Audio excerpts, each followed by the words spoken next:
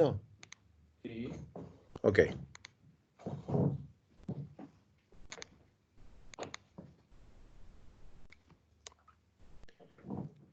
¿Estás viendo que estoy grabando?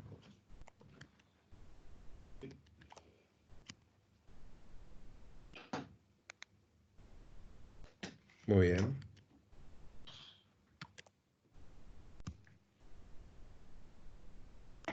¿Puedo saludar a todo el mundo? Buenas tardes a todos. Ok, entonces buenas tardes a todos.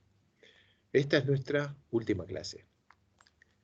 No es la última vez que nos vemos porque creo que esta es la número 15 o número 14. Estamos en 15, ¿no? 15. De 16. Esas cosas no están funcionando, así que vas a tener que... Lo que vos digas, yo lo voy a repetir en pantalla. Somos muy torpes acá, tenemos a nuestro IT de vacaciones y tenemos un montón de micrófonos y estamos usando el micrófono de la computadora porque no somos capaces de configurar todo lo demás. En esta última clase terminamos con el tema túneles y vamos a ver túneles TBM. Y había túneles NATM en rocas y túneles TBM, pero nos vamos a saltear todos los túneles NATM en rocas para estar seguro que llegamos con los temas de las clases de hoy. En particular, hay dos, túnel lote 3 y Rising en lote 3, que voy a pedirle a Nico que los explique, porque él los hizo y los conoce con precisión. En cambio, yo voy a hacer cosas generales que no vale la pena soportar. Así que arranco con repaso de túneles mecanizados y empezamos a trabajar. Entonces vamos a repasar ingeniería de túneles mecanizados, o sea, TBMs y escudos. Y miren la foto, creo que es el túnel de Brunel en Londres el siglo pasado. Miren los caballos que son del sistema de extracción de suelos. Digamos, los túneles mecanizados no son un invento reciente, son algo muy viejo. Son los ancestros de las TBM. Se llaman escudos, son estructuras temporarias de sostenimiento que permiten construir el túnel de una manera segura. Si ustedes miran esta foto que está acá, se ve redonda, parece una tunelera, pero en realidad esa cosa lo que tiene adentro es una herramienta de excavación convencional protegida. El antecedente del siglo XIX, el túnel de Brunel acá, 1841, dice la filmina, tienen a la gente excavando a mano, y está acá la gente excavando a mano, tirando la tierra en los caballos, y así se excavó el primer túnel bajo el Támesis. En los escudos, la herramienta puede ser cualquiera, por ejemplo a mano.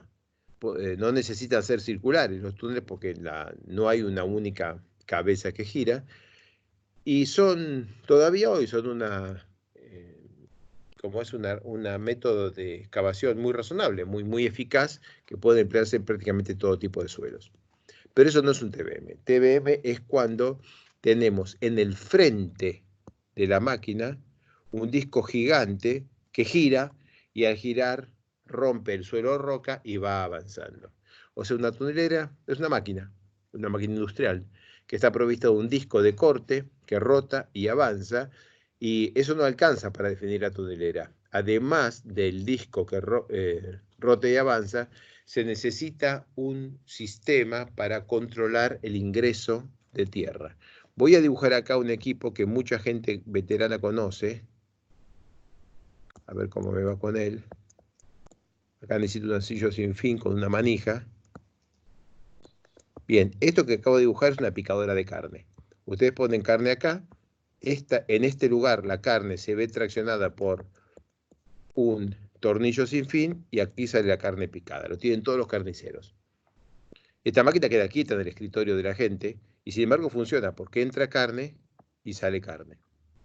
Cuando hacemos túneles, nosotros queremos que entre suelo, salga suelo, pero que la máquina avance. Ese es el punto central. La diferencia entre la picadora de carne y la máquina es que la máquina tiene que avanzar. Así que aquí tenemos el tornillo sin fin, aquí tenemos el suelo, pero lo que queremos es que la cantidad de suelo que entra y pasa por el tornillo sin fin sea exactamente igual a la cantidad que avanza la máquina. Así que ahora tenemos diferentes mecanismos en la máquina, que es una enorme picadora de tierra, para diferentes herramientas, diferentes mecanismos de funcionamiento para controlar la operación. Vamos, tengo que extraer suelo.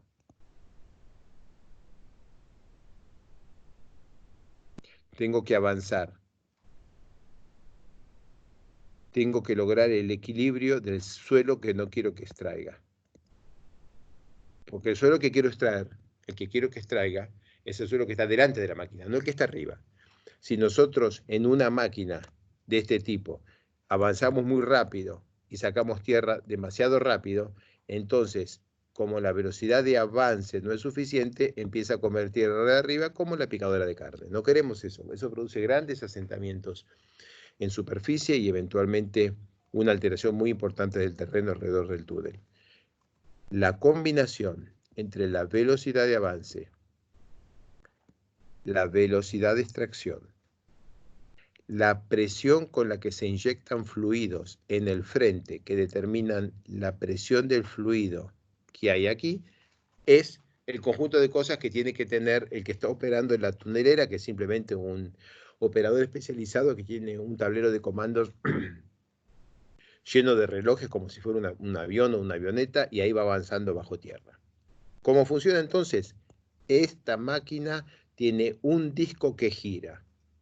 Mientras la máquina avanza empujada por gatos, el giro de este disco muele la tierra y la pone en esta cámara que estoy pintando aquí. Ahí queda tierra molida con agua. Se le inyectan fluidos para que esa tierra molida con agua tenga la viscosidad adecuada, y un tornillo sin fin que está acá adentro extrae este barro, mezcla de tierra molida, agua y un fluido estabilizante, se la pone en una cinta transportadora y se va para afuera. Esta es la técnica EPB, Earth Pressure Balance, que significa básicamente balance de presión de tierras. Quiere decir que se inyecta fluido para controlar la viscosidad, se aplica presión con gatos y se aplica velocidad de rotación para que la presión de agua y suelo que hay de este lado esté balanceada por las fuerzas hechas por el propio escudo de acero y por los fluidos.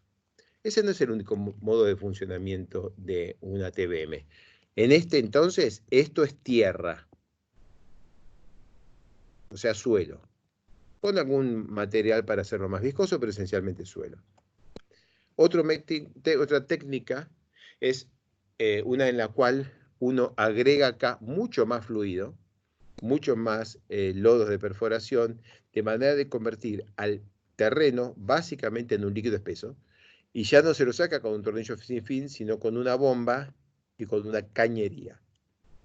En este sistema, una tunelera slurry, todo esto queda sostenido, lleno, con el líquido espeso que es el suelo mezclado con mucho más fluido, y entonces el balance entre la presión del terreno y la presión del agua y la presión interior ya está dado por la presión del fluido y tiene menos participación la presión de la propia cabeza de corte.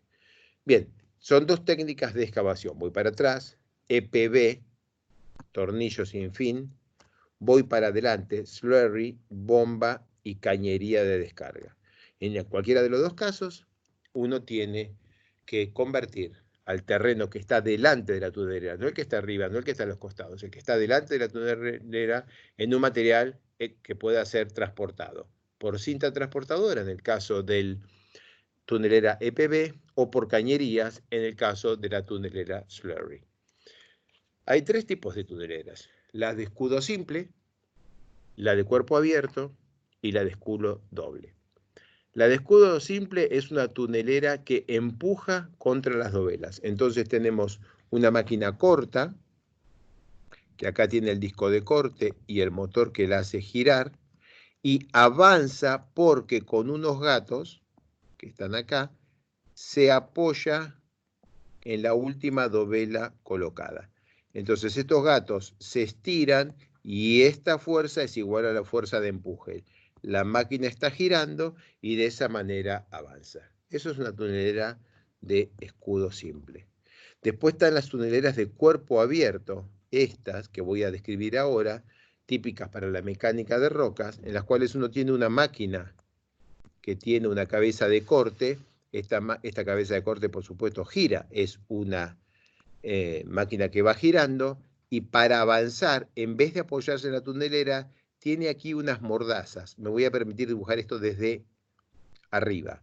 Ahora lo voy a hacer desde arriba, una máquina que dibujo del lado, se la ve igual, por supuesto, porque es redonda, pero al dibujarla desde arriba, este cuadrado ahora está en el costado. Y entonces, en una máquina de cuerpo abierto, para avanzar, la máquina lo que hace es empujar hacia afuera estos cuadraditos contra la pared de la roca, y entonces acción y reacción, y por fricción, sin usar las dovelas de atrás, sin usar las dovelas de atrás, y solo por fricción contra las paredes, la máquina tiene el empuje que necesita para avanzar. Se usan en mecánicas de rocas, porque en mecánica de rocas no hacen falta las dovelas. En esta máquina, para avanzar, hace falta dovelas. Pero si estamos haciendo un túnel en roca y no necesitamos dovelas, no vamos a poner dovelas solo para tener un cuerpo de reacción. Ese es el caso en que para ir para allá se hace fuerza por fricción contra los laterales con mordazas. Veamos la foto.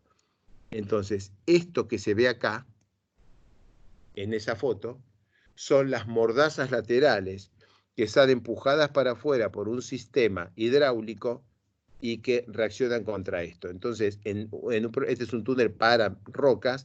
En este túnel para rocas, esta máquina que gira y avanza porque la reacción está dada por la fricción de esto que está acá, que está empujado para afuera por unos gatos que no se ven, y con esta reacción, esta puede avanzar porque estos gatos que están acá y que son enormes, esos pistones, son los que conectan reacción con acción. Aún en estos túneles de tunelera para dovelas, aún en estos hay una dovela, la dovela del fondo, es la única. No hay dovela en toda la vuelta, hay solamente dovela en el fondo, pero la necesitas para poner los rieles que llevan los carritos que te traen y sacan material de adentro del túnel. Bien. Ahí quedó esta cosa, esa flecha creo que nos va a acompañar por el resto de la noche.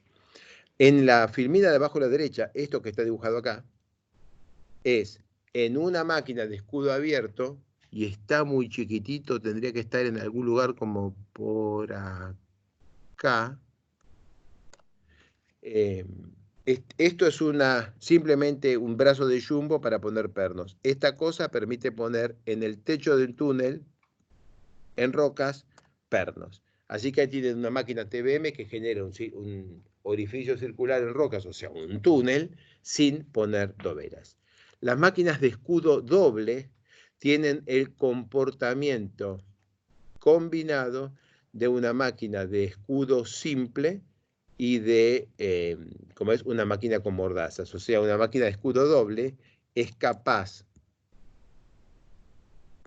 de avanzar dejando este cuerpo quieto, empujándose con gatos, y después avanzar este cuerpo respecto de esto, empujándose con grippers. Entonces, cuando te des una máquina de escudo doble, el comportamiento es muy parecido al de un gusano. No sé si ¿se está viendo mi mano? ¿Se ven mis manos? Sí. Ok, entonces una máquina de escudo simple, avanzo contra los gatos, con el gato contra la dovela, paro, coloco la dovela, la máquina avanza, para, coloca la dovela. En una máquina de cuerpo abierto, la máquina aprieta contra la roca de los costados, avanza, afloja, vas poniendo los pernos o lo que haya que hacer, vuelve a apretar, vuelve a avanzar. Y en una máquina de escudo doble, la parte de adelante se afirma con grippers para atrás, mientras esta se mueve, coloca aquí la dovela, después esta se fuerza con la dovela y esta avanza, de manera que la máquina va teniendo un comportamiento más continuo, más como un gusano caminando, como una lombriz, no para tanto. Entonces, en la de escudo simple o en la de cuerpo abierto, la máquina avanza y para, se coloca la dovela. Avanza y para, se coloca la dovela. En la de escudo doble, las paradas son menos, duran menos y son un funcionamiento más continuo. Además de estos tres tipos de tunelera, está el pipe jacking. El pipe jacking es un interesante método para construir túneles de relativamente pequeño diámetro, en el cual tienes un equipo con los gatos en un pozo de ataque y vas empujando tramos de tubería. Entonces, si esto fuera una TBM, los gatos que empujan estarían acá y habría que meter hacia adentro tramitos de túnel que se llaman dovelas y se estarían colocando acá. Pipe jacking es diferente. En el pipe jacking los gatos están acá, empujan toda la longitud, la meten para adentro, bajan este tubo, lo ponen acá y el último tubo colocado es el de atrás. En una tunelera, el último metro colocado está adelante. En un pipe jacking, el último metro colocado está atrás. Una técnica muy eficaz, sobre todo para tubos relativamente pequeño diámetro, porque no necesita gente adentro del túnel. Aquí hay una foto linda. Este es un caso de un túnel hecho con una máquina de cuerpo abierto. Recordemos, máquina de cuerpo abierto es la que avanza haciendo fuerza contra los laterales. A ver si me están viendo las manos. Se agarra de los laterales y avanza. Afloja, aprieta y avanza. La máquina que hace eso, en este caso, el equipo hizo fuerza contra aquí y contra acá. Bueno, la roca tendría una cierta mala calidad y al hacer esta fuerza simplemente rompió la pared y derrumbó el túnel. Es un caso, no es lo común, pero bueno, es lo que te puede pasar con una máquina de cuerpo abierto. Otro ejemplo lindo de algo que anduvo mal es el túnel Río Blanco. Es un túnel de acueducto de la mina del Teniente, 4,65 metros de diámetro y 11 kilómetros de longitud. Esto que están viendo es el granito, es la roca. Andesitas y granitos. La roca quedó así linda cuando cortó la máquina, sin ningún sostenimiento. Y la máquina sin ningún sostenimiento dejó la roca así, y todo parecía perfecto, pero resulta que esta roca tenía minerales arcillosos que tuvieron hidratación, y esta hidratación produjo este daño que se ve acá.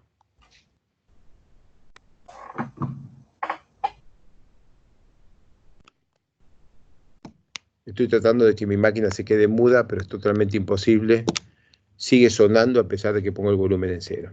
Con lo que tengo algo de feedback. Si escuchan algo de feedback es por esa razón. Bueno, lo que sigue son técnicas no numéricas para estimar, digamos, cómo puedes lograrse una predicción a priori de la capacidad de una TBM para excavar un cierto macizo rocoso. Wieniawski inventó el RME, que es hijo del RMR, que correlaciona razonablemente bien la velocidad, el valor de RME inventado por este hombre, con la velocidad de avance media en túneles TBM de escudo simple y doble, pero no de cuerpo abierto. Ahí tienen la velocidad de avance media, aquí average rate of advance o algo por el estilo, versus el valor de RME. ¿Qué es RME? No es geomecánica computacional, pero es algo así de feo. Es función, como cualquiera de estos índices de clasificación de macizos rocosos, de una serie de parámetros razonables que que influyen en el comportamiento de la roca para este problema particular que es ser excavada por una máquina TBM. Aquí tenemos otro, el Drilling Rate Index, que es parte del RME y es una medida de la tenacidad y de la dureza superficial. Entonces, lo que no querés con una máquina TBM de cuerpo abierto es estar perforando rocas que tengan mucho cuarzo, porque el cuarzo es muy duro superficialmente y se va a comer tus herramientas de corte, aunque la roca tenga un RMR bajo, y esté muy fracturada, no importa. Si tenés mucho cuarzo vas a tener muchísimos desgastes. Bueno, esto no es geomecánica computacional, es solo un repaso para saber qué nos podemos encontrar cuando estemos viendo los datos de entrada para la modelización de un túnel TBM. Unos ejemplos en los que nos tocó participar. Este es el arroyo Maldonado, una TBM Lobat EPB de 6,9 metros de diámetro, 4,5 kilómetros en uno y 10 kilómetros el otro, los dos túneles del Maldonado, con dovelas de 35 centímetros por 1,50 m. Lo interesante, avanzó a 20 metros por día en el norte de la ciudad de Buenos Aires. Ahí está el dibujo de la máquina. Otra máquina interesante, la del soterramiento del Sarmiento, una Herregnet de 11,5 metros de diámetro, y el túnel es de 32,6 kilómetros, no se hicieron más que 8.000 metros hasta ahora, dovelas de 36 centímetros para un túnel de 11,5 metros, o sea, es muy eficaz. Esto funcionó más o menos a 10 metros por día, esto funcionó a 20 metros por día, pero es un túnel de mucho menor diámetro. El Arroyo Vega, muy recientemente terminado, es un túnel mucho más chico, diámetro 5,3 metros, y estuvo funcionando a promedio 16 metros por día. Y ahora estamos trabajando en el emisario lote 3, que acaba de terminar la excavación del túnel. Es un túnel de 12 kilómetros con dovelas de 30 centímetros de espesor y un rendimiento medio del orden de los 12 metros por día. Esto podría requerir actualización porque eso fue medido cuando llevaba no sé cuántos kilómetros de túnel. Quizás ahora estamos un poquito diferentes para el rendimiento promedio final. Bien, esto es la introducción de lo que son los túneles mecanizados. Ahora vamos a seguir con simularlos, o sea, con hacer un poquitito de geomecánica computacional con ellos.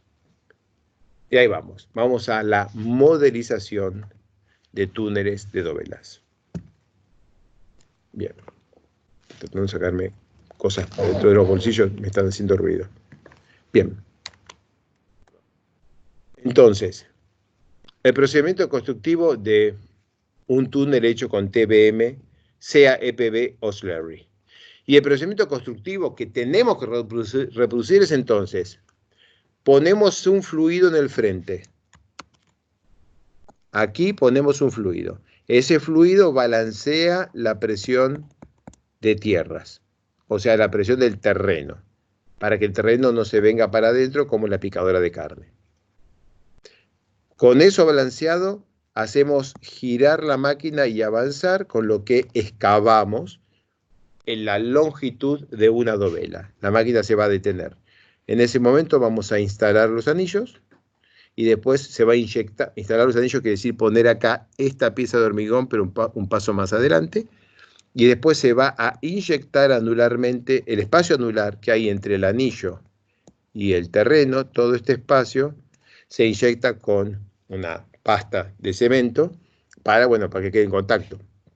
Algo importante para mencionar es que la tunelera básicamente tiene esta pinta, y aquí salen las dovelas. La última dovela todavía está dentro de la tunelera y siguen para atrás. Las tuneleras son cónicas. Las tuneleras son cónicas porque si no, no podrías doblar, todos los túneles saldrían rectos. Y como la tunelera es cónica, la perforación tiene este diámetro y la dovela tiene este diámetro que está acá, y este es el espacio anular que hay que inyectar. Todo muy teórico, ¿no? Porque cuando yo hago una perforación así y meto una dovela, quizás queda contra el fondo, quizás queda contra arriba, en función de si pesa más o menos que el fluido que desplaza.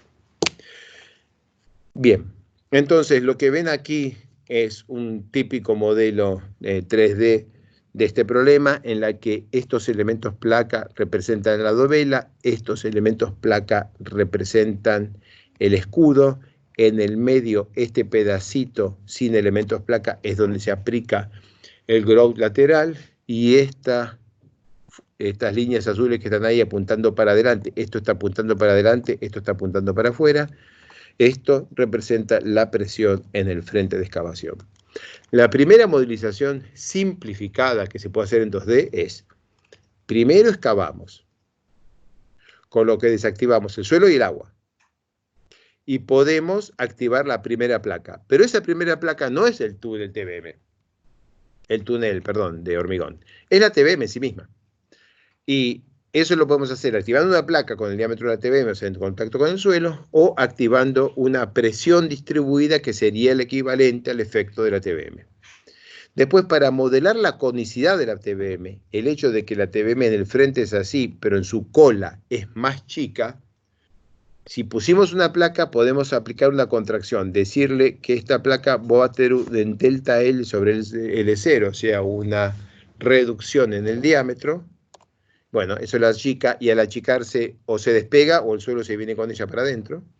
O se puede también aplicar una contracción volumétrica al sólido, a todo el suelo, a toda la capa que ahí está pintadita de azul, para arrastrar hacia adentro este terreno. Eso es para representar la conicidad de la TBM, el hecho de que perforamos de diámetro más grande que el que usamos para el sostenimiento de hormigón. Después aplicamos el grout. Si pusimos placas, tenemos que apagar la placa, porque si aplicamos el grout adentro de las placas nos va a ir mal, porque el grout va a quedar apretando la placa y no va a quedar apretando el terreno, no se va a convertir en presión efectiva en el terreno. Tenemos que desactivar la placa y aplicar una presión interior, que puede ser con agua, o sea, para forzar flujo, o una presión efectiva. Activamos dos velas e interfaces y quitamos la presión interior. Esta es una secuencia posible. La primera vez que me tocó hacer esto a mí, y no lo entendía ni muy bien ni más o menos, fue en el 2001, hace 18 años. Y este fue el primer modelo para una TBM que se hizo en Buenos Aires, que yo tenga algún registro, estoy casi seguro que estoy así. Y entonces estuvimos mirando en aquel entonces lo que fue el emisario margen izquierda, que después de 18 años está en construcción ahora, lo está construyendo la empresa Gela, pero esto fue un diseño para Soletange-Bachy en la primera vez que se pensó en hacer este túnel, que, repito, ahora está en construcción. Y entonces, en aquel entonces, igual que más o menos lo que daría ahora, teníamos una cierta presión de grout y una cierta contracción. ¿De qué estamos hablando cuando hablamos de contracción? Del épsilon volumétrico que ponemos acá. Esa es la técnica que se usó en aquel entonces. Entre 0,5 y 1%, y eso se transfería, su consecuencia era un desplazamiento por convergencia de 12 milímetros acá, que se veía en superficie como un asentamiento de 5 milímetros, con una presión de grout de 100 kPa, y con 200 kPa, en aquella cuenta la convergencia me daba menos 4,4 milímetros, o sea, estaba empujando, con 200 kPa empujaba para afuera, y el asentamiento en superficie igual positivo, o sea, había un asentamiento real, solo 3 milímetros. Nunca sabremos si esto tenía algún sentido o no, porque no se hizo este túnel, pero bueno, muestra que esa técnica simplificada, voy para atrás, esta técnica simplificada todavía puede dar un resultado que sea mínimamente digno. En aquel modelo, en el 2001, surgieron solicitaciones y esfuerzos, o sea, esfuerzos normales y momentos flexores, que estaban obviamente relacionados, fuertemente relacionados con cuánto es la contracción, o sea, cuántos permitimos que converja el suelo alrededor de las dovelas por el proceso de excavación, y cuánto es la presión de grout, o sea, cuánto restituimos de la tensión inicial inyectando el espacio anular. Esto se sabe de hace décadas y es, digamos, los elementos que tenemos para controlar el comportamiento del terreno a medida que avanzamos con una TBM. Pongamos un poquitito de mirada a la inyección lateral. Nuestra hipótesis, dibujada con un triángulo, con un paralelogramo celeste, es que la presión lateral produce una presión uniforme, y esa presión uniforme tiene, como el peso específico del material con que estamos inyectando no es cero, una presión uniforme en la práctica se convierte en un diagrama trapezial de este tipo, Pero la realidad es que la presión depende de la deformación del terreno y de la ubicación de los puntos de inyección. Si estoy inyectando en este punto, en este lugar voy a tener la presión máxima porque el material tiene que fluir para acá y para acá y tiene una cierta viscosidad que no se puede despreciar. De manera que esto es la probable distribución de presión originada por esto. Una empanada similar es la probable distribución de presiones en el espacio anular provocada por una tobera acá arriba, y esto es solamente una imagen teórica. Típicamente los puntos de inyección están ubicados en lugares clave, pero no hay cientos, hay 3, 4, 6. Bien, lo que está acá es una medición, es el resultado de una medición. Los trabajos de Besuijen y algunos colaboradores, entre ellos Daniel Díaz, traten de buscarlos, traten de leerlos, hay muy buena información. Estudiaron mucho los procesos que hay alrededor de una TBM. Entonces, aquí tenemos la inyección, y luego de la inyección pasan un montón de cosas. Acabamos de inyectar una pasta de cemento con agua y un estabilizante. Pero ese cemento con agua y un estabilizante ahora tiene una elevada presión de contacto. Y eso que es cemento con agua y un estabilizante no es mucho más que un suelo, no tiene un comportamiento muy diferente al de cualquier suelo, sometido a una gradiente de presión va a consolidar, con lo que el grout disminuye su volumen y pierde agua que fluye hacia el terreno. Y eso produce, por supuesto, que de la cantidad que hemos inyectado, que es toda la que pudimos inyectar, no toda queda, porque eso tiene una cierta cantidad de agua que se pierde al terreno, con lo que el grout, el espesor de lo que ponemos como inyección anular, ponemos un cierto volumen y nos queda otro menor. Y termina eso fluido, y se va endureciendo, y en el proceso el terreno se va deformando, el anillo se va ovalizando, y la cosa termina con algún cierto equilibrio. Y entonces pueden notar ahí en las figuras de la derecha, de Díaz y Besuijen 2017, el efecto del tiempo en el asentamiento cuando estamos colocando grout y el efecto del punto de inyección en nuestro túnel. Noten que esta cosa tiene como es un asentamiento en el fondo y un asentamiento en cabeza, que son bien diferentes, y este asentamiento que acá vale 20 en la cabeza y que vale 60 en el bottom, está hablando de estas distribuciones verticales. Les recomiendo que miren, voy para atrás, este efecto que se ve acá, porque este efecto que se ve acá parece ser el responsable de la mayor cantidad de discrepancia que tenemos entre lo que asumimos como presión de contacto entre el grout y el terreno y lo que tenemos en realidad. Si me dejan hacer un dibujo en blanco, asumimos que cuando ponemos acá 100, y acá 100, y acá 100, tenemos más o menos 100 acá alrededor. Y pareciera ser que cuando ponemos 100, 100 y 100, tenemos 100, 100, 100, pero no tenemos ninguna certeza de cuánto hay acá. Sabemos que en esos puntos hay menos de 100. El material es muy viscoso. A medida que que lo inyectamos en un punto y se va propagando, pierde seriamente humedad en el poco tiempo desde la inyección hasta que inicia el endurecimiento, de manera que la viscosidad va aumentando a medida que se desplaza, o por lo menos eso dicen Díaz y Besuijen, y entonces terminan diciendo que para donde estaban los puntos de inyección en esta cosa, arriba distinto que abajo, eran estos puntos de inyección, y entonces arriba y costados distinto que abajo.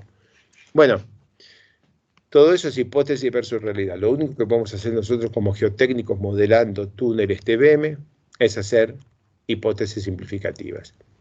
Y acá, en 3D, la secuencia de las cuales espero que podamos discutir con un poco más de detalle con un ejemplo más adelante, es: desactivamos el volumen del suelo y del agua de adentro del túnel, sacamos todo el material, y tenemos que poner una presión en el frente, porque si no se nos rompe el frente por la presión del suelo y del agua no balanceada. ¿Qué presión es esa del frente? La de la EPB, la de la máquina.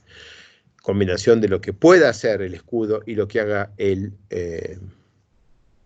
terreno mezclado con el lodo de perforación que tenemos llenando la cámara de la TBM. Para los efectos prácticos no nos interesa, solo una presión en el frente, que la conocemos razonablemente porque tenemos la fuerza en los gatos.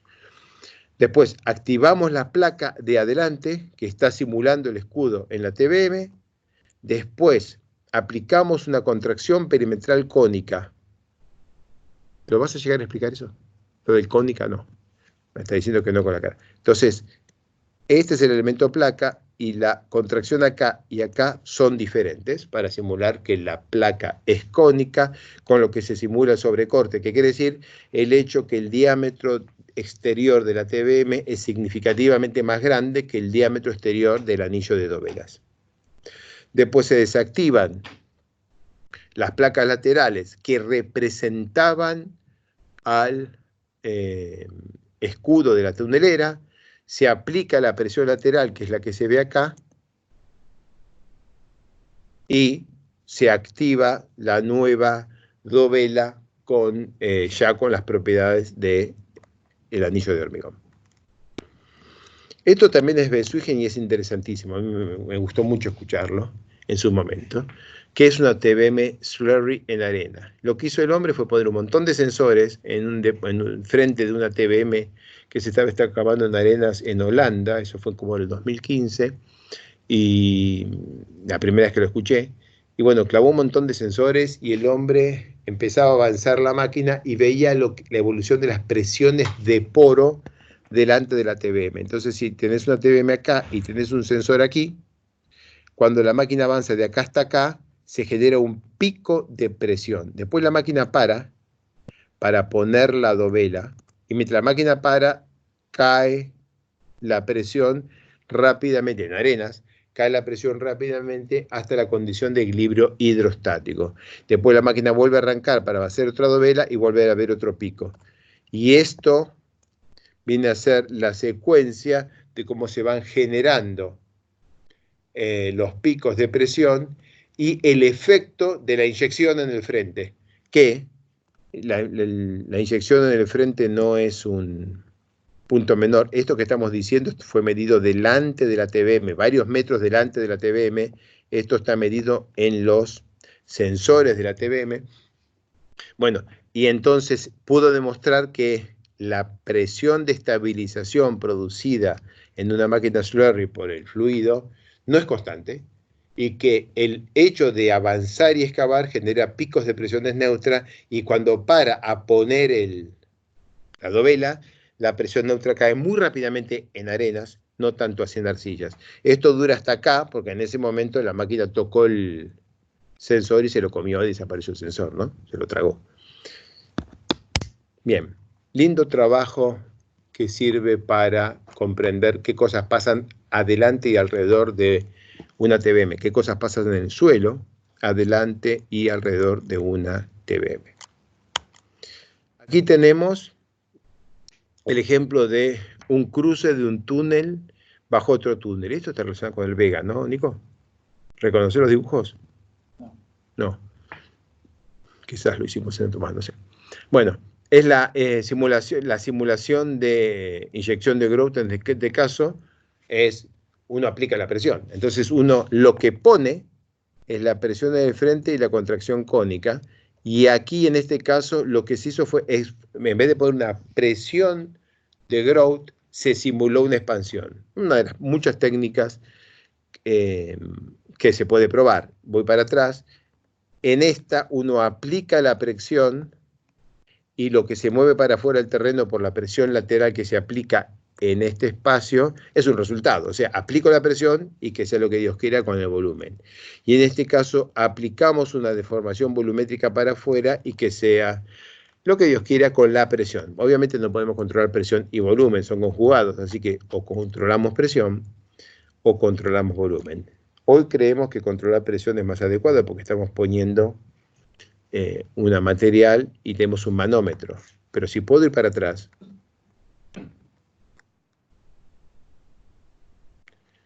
la única realidad que tenemos es que por acá metemos tantos centímetros cúbicos. No es cierto que conocemos la presión. Conocemos la presión en el manómetro, pero lo único que realmente sabemos que hicimos es meter tanto volumen de fluido. ¿A dónde fue para ese volumen? Si fue todo abajo, si se fue todo para abajo, o si se fue todo para arriba, o si formó esta linda empanada que se ve acá, o si idealmente hizo este milagro, eso no lo sabemos. Pero que sí sabemos que hemos impuesto una cierta deformación volumétrica. De manera que no es obvio, ninguno de nosotros debería sentir que obviamente una de las dos es respuesta correcta, si tenemos que simular la presión uniforme equivalente, asumiendo que la presión que vemos en el manómetro es igual a la presión aplicada en todo el área, o la deformación volumétrica equivalente, asumiendo que la cantidad de litros de grout que inyectamos a través de las toberas se distribuye uniformemente en todo el anillo. Ninguna de las dos cosas es cierta. Son dos técnicas para simular simplificadamente en un modelo numérico el efecto del grout lateral. Lo que no podés hacer es olvidarte de poner el efecto del grout lateral. Hacerlo por un camino o por el otro, pero no te podés olvidar de poner el efecto de un grout lateral. En este ejemplo, de un cruce de un túnel bajo el otro, ahí tenemos la presión de contacto entre dovelas y terreno, y aquí tenemos los desplazamientos, el esfuerzo normal circunferencial, longitudinal y el momento circunferencial en el túnel a medida que le estamos pasando por abajo. Aquí está dibujado medio túnel, o sea, nosotros le estamos pasando con nuestro túnel por abajo acá, con un radio, porque este es el borde del modelo. Voy a dibujarlo mejor. Este es el borde del modelo y le estamos pasando por acá, muy cerquita, con un radio de túnel. Bien, y este es el asentamiento. Estos son los esfuerzos normales en el túnel que pasa por arriba. Déjenme dibujar. Tengo un túnel existente, le hago un agujero. Este agujero produce un asentamiento así de todo el terreno, incluyendo el del túnel. ¿Será esto? Tac, tac.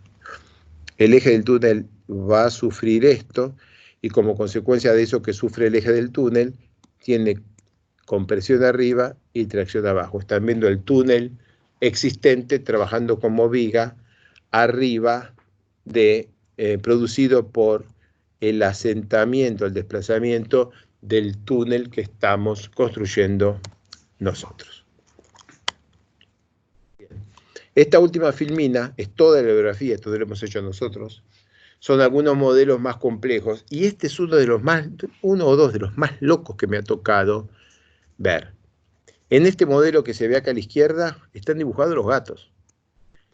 Nico, ¿llegamos a dibujar los gatos alguna vez en la vida? Nosotros no llegamos a esta locura. Bueno, acá están los gatos dibujados. Gatos apoyando sobre un elemento. Fantástica la versatilidad numérica de este elemento, que solo se come la carga del gato y se lo transmite a este que está solo aquí.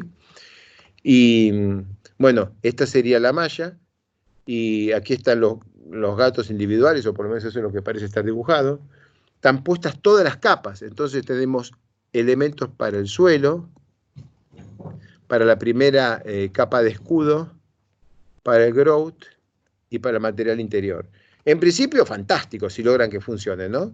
Escudo frontal, sobrecorte, escudo trasero, relleno, grout, dovelas.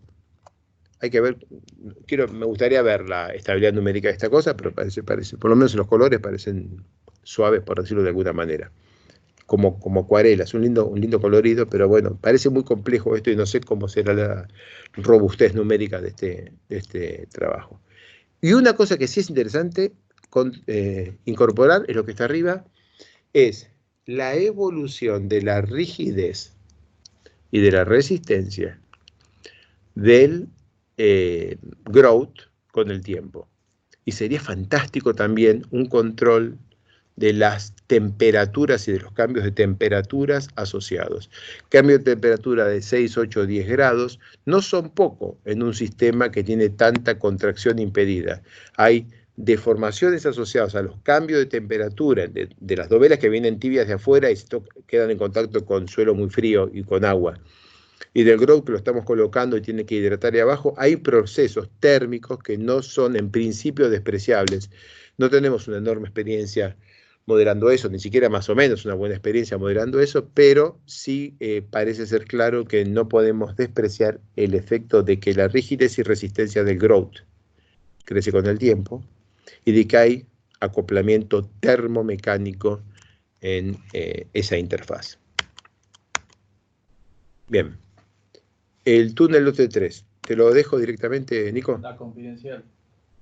Doy la confidencial primero y lo paso después a Nico para que hable de los túneles lote 3. Entonces, este fue un proyecto confidencial que ocurrió aquí en Argentina.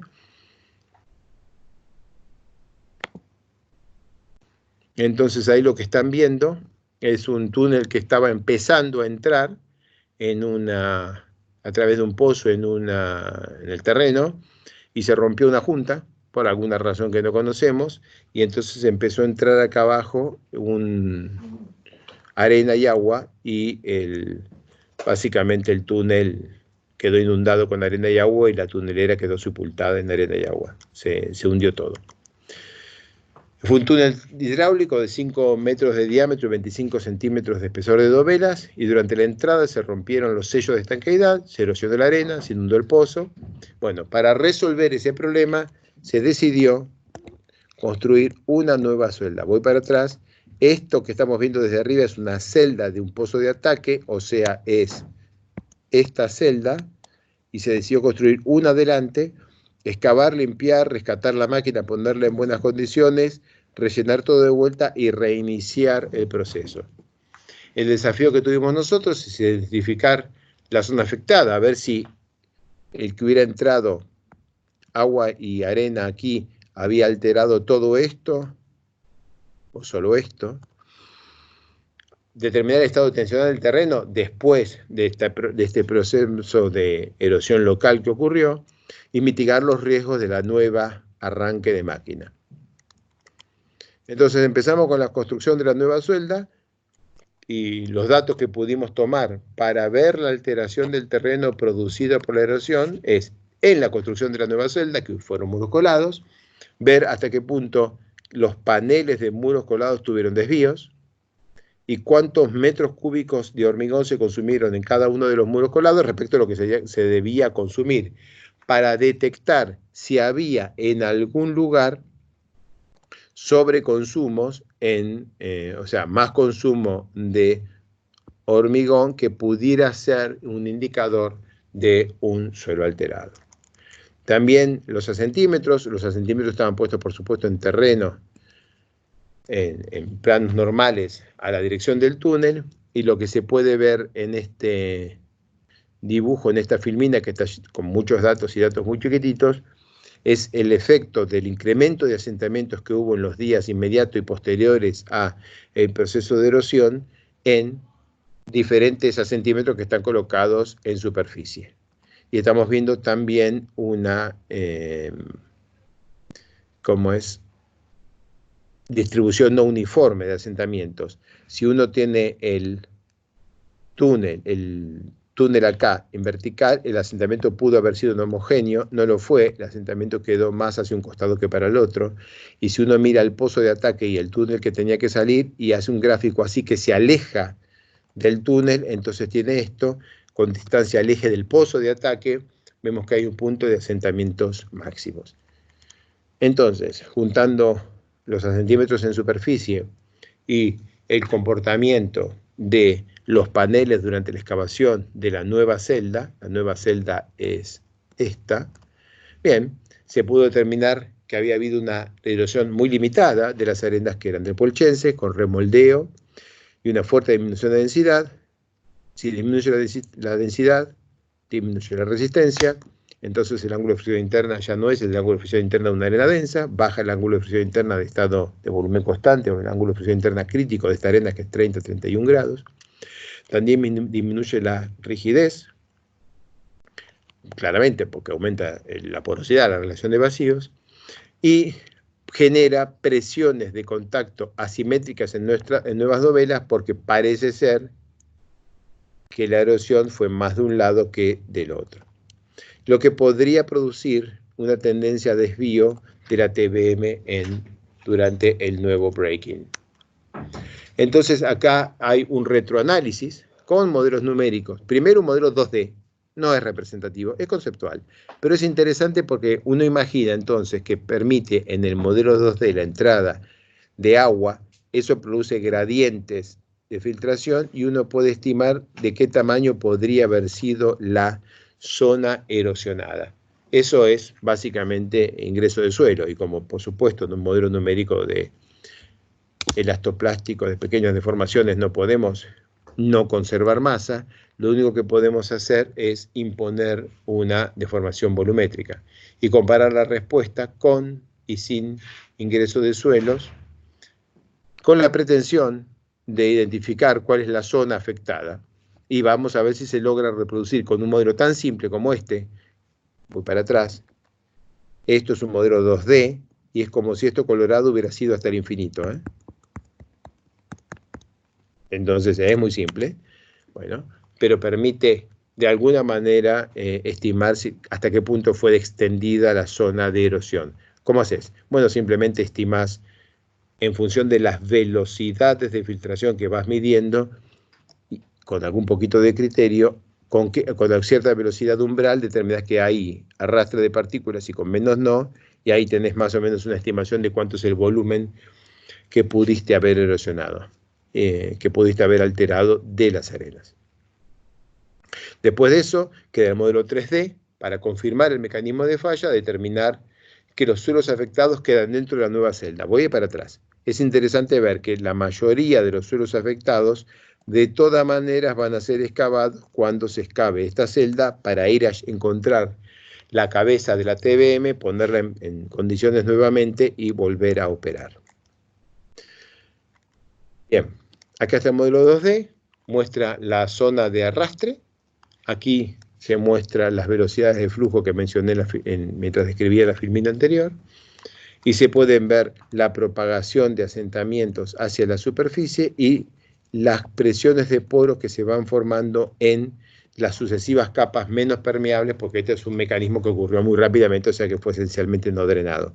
Hay capas de arena y de arcilla, las arenas drenan, las arcillas necesitan más tiempo, y entonces hay alteraciones en sus presiones de poro. Ahí está la calibración de asentamientos, lo que se ve entonces en colorado, los puntos colorados fueron los finales, y lo que, digamos, las curvas finas son las resultantes de la calibración del modelo 2D. ¿Para qué nos sirve el modelo 2D? Y bueno, nos da esto, por ejemplo. Nos da las solicitaciones que podría producirse en las dovelas antes de la consolidación de suelos, dado la alteración del terreno por efecto de esta erosión. Ahí tienen entre 0 y 360, así que acá tenemos, ¿qué pasó? Cuando el ángulo es 0 estamos hablando de la clave, cuando hablamos 360 estamos hablando de la clave, entonces 180 que está por acá estamos hablando de la contrabóveda, y esto es el esfuerzo normal, y esto es el momento flexor. Entonces esta es la distribución de momentos flexores que se ven en los modelos, y están, digamos, para diferentes condiciones. Sin incidente, con incidente, con diferentes parámetros, los que se habían asumido para el proyecto y los que calibramos nosotros. Y no me dejes equivocarme acá, esto es para diferentes valores de relajación. Sí. Habiendo utilizado como relajación M-Stage o CRF, o sea, una contracción. Sí. Ok. O sea, no es para diferentes valores de relajación, sino para diferentes técnicas para simular la relajación, que son CRF o M-Stage. M-Stage es una resolución parcial de la ecuación de equilibrio en esta etapa, es el método beta, y el CRF es una contracción. Y esas son las solicitaciones luego de la consolidación. Claro, la clave queda menos comprimida, la solera queda más comprimida, y quedan los momentos del otro lado comparado con lo que esperaríamos en el túnel si no hubiera habido erosión. ¿Qué estamos hablando de consolidación? El equilibrio de las presiones neutras post excavación del túnel. Y ahí queda entonces la distribución de la esfuerzos normales y momentos flexores. Se puede ver que se dan vuelta, básicamente, se dan vuelta. Lo que estaba para un lado pasa a estar para el otro por el efecto de la erosión. El punto, o sea, de la erosión, de la alteración del terreno producida por la erosión, o sea que la arena se metió dentro del pozo cuando quisimos hacer la primera maniobra de excavación. Lo que nos interesa en este momento es, ok, cambió. El momento flexor estaba en un lado, está en el otro. La dovela de arriba tenía momento flexor que traccionaba la fibra interior y ahora tracciona la fibra interior. ¿Y qué? ¿Hasta qué punto estas cosas pueden fisurar o romper las dovelas? Para cuando nos estábamos preguntando esto, si no me equivoco, ya los tipos arrancaron y se fueron. O sea, la túnel ya estábamos terminando de preguntarnos cuál era el efecto, los tipos ya estaban 100 metros delante con la tunelera toda máquina. Así que esto en algún punto se convirtió en un ejercicio puramente académico. Pero ahora la diferencia es que ahora, por haber hecho esto, están con problemas en las primeras dovelas que las tienen que reforzar. Y aparte creo que pusieron mal las dovelas, las dos. ¿Cómo pusieron mal las dovelas? Al decirlo fuerte, para que fíjense ustedes si se escucha lo que él dice. Repetirlo bien alto. Está Nicolás hablando.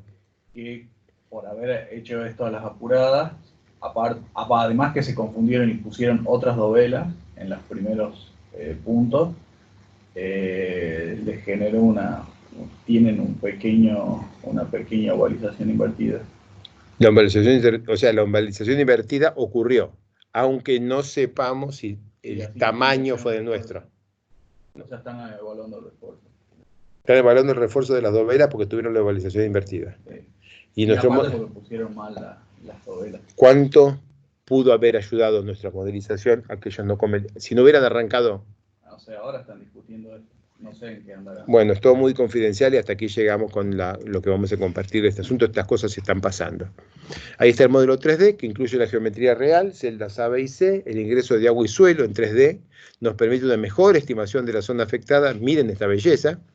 Entonces, precioso, acá pasan cosas ahí abajo y eso genera asentamientos arriba, pero yo me permití una voz de calma.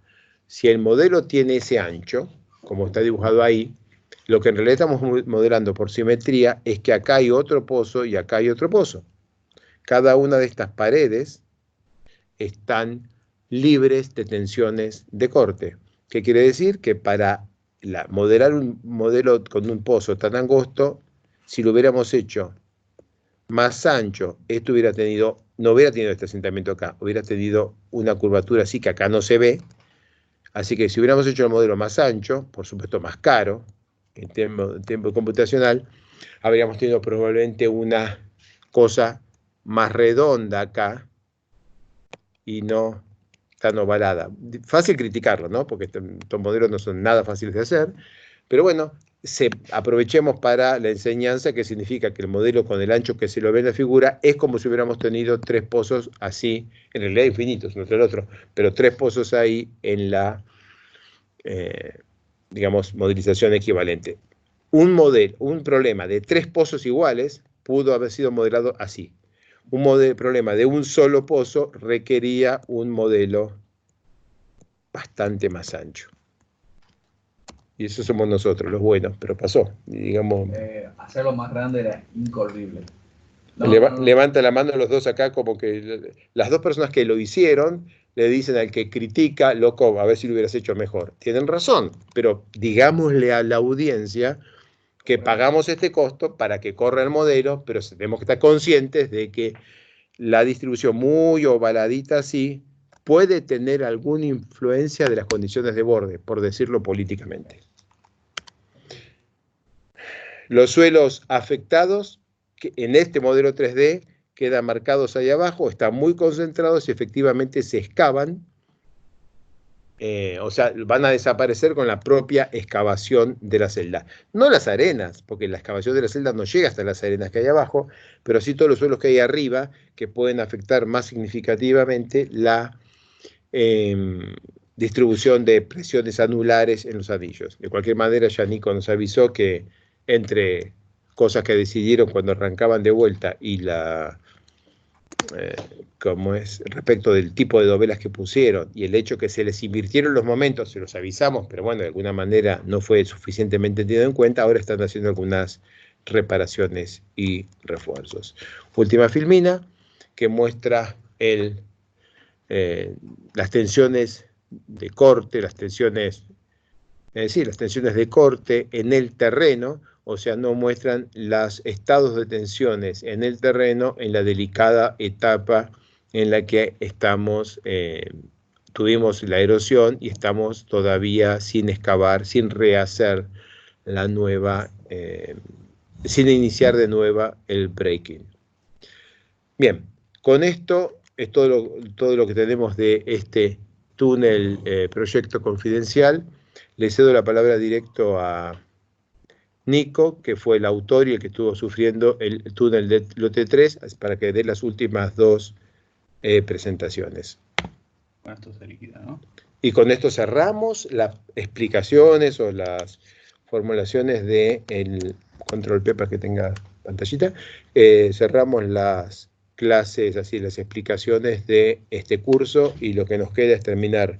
No sé si les diste un trabajo práctico, que yo vi un PowerPoint con un montón de... para que hagan un túnel ellos. Vi que lo hiciste. Sí. Bueno, 1 y 2, que hagan que terminen el trabajo práctico. Me despido y que espero que hayan disfrutado de esta seguidilla de clases. ¿Cómo se hace para borrar? Si hago... ¿Da vuelta y usa borrador? ¿Cómo? Permiso, da vuelta y usa borrador. Bueno, ¿No sos gerente vos? No.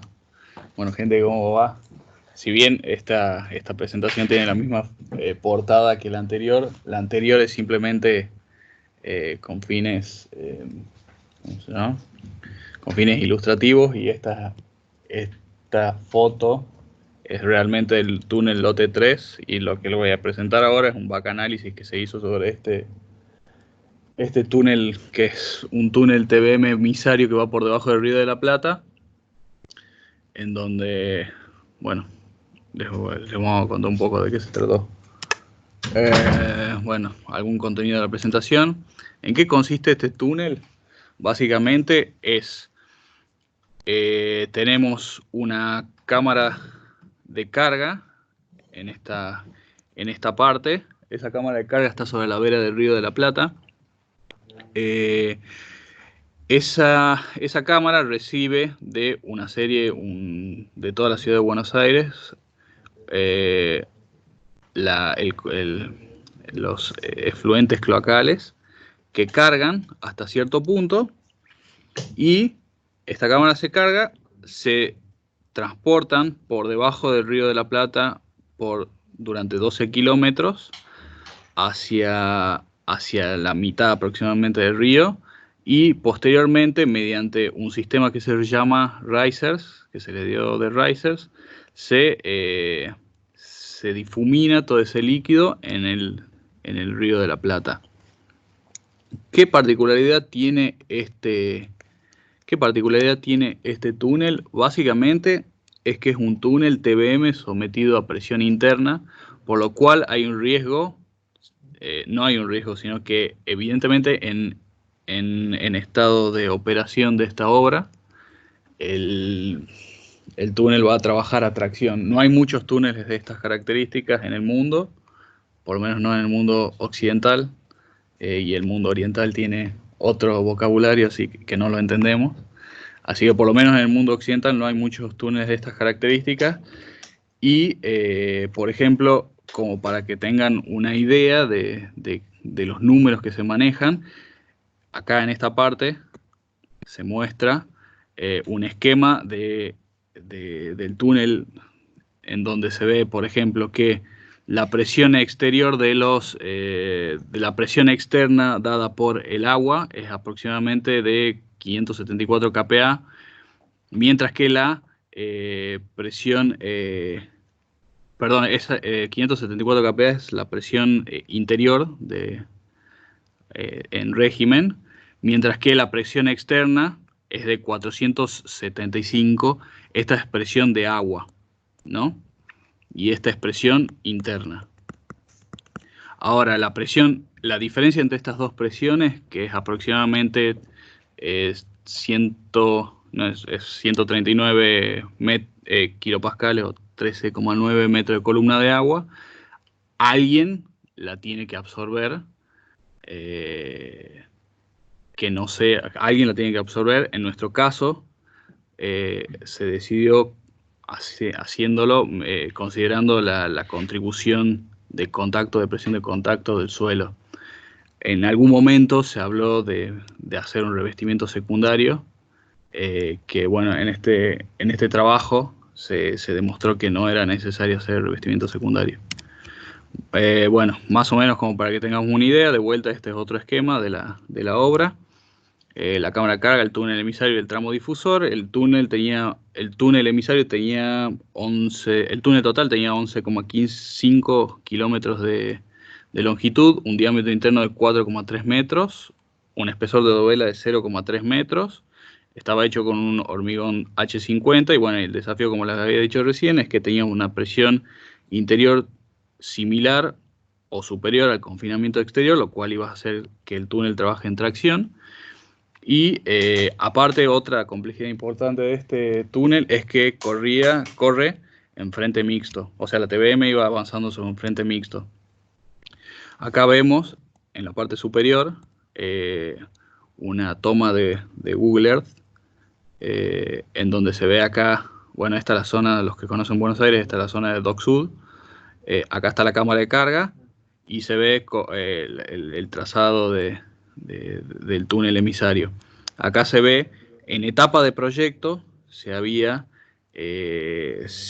estimado una estratigrafía de este tipo, en donde tenemos esta parte naranja, Puelche, esta parte más gris es el Postpampeano, que son depósitos de arcillas blandas, y entre medio de estas dos, que son estos estratos,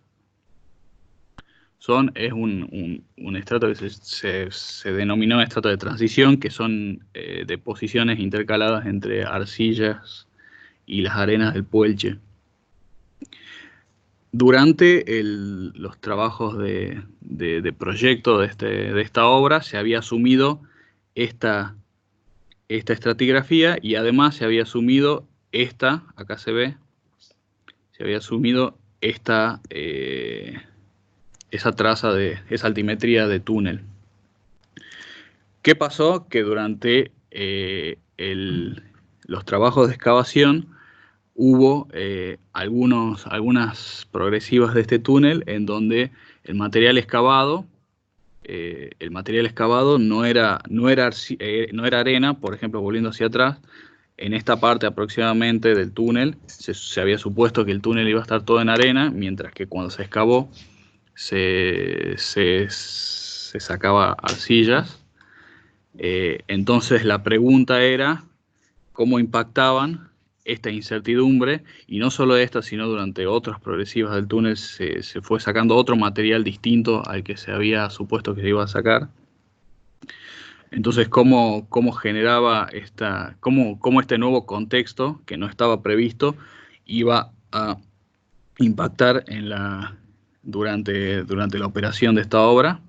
Entonces nosotros nos dedicamos a hacer el back análisis con este nuevo contexto. Entonces, ¿cómo empezamos? ¿Cómo decidimos apuntar a este trabajo? Utilizando un análisis probabilístico. Entonces, como nosotros no sabíamos muy bien solo sabíamos que el suelo que se estaba extrayendo era arcilla de alta plasticidad, no teníamos mucho más datos que eso.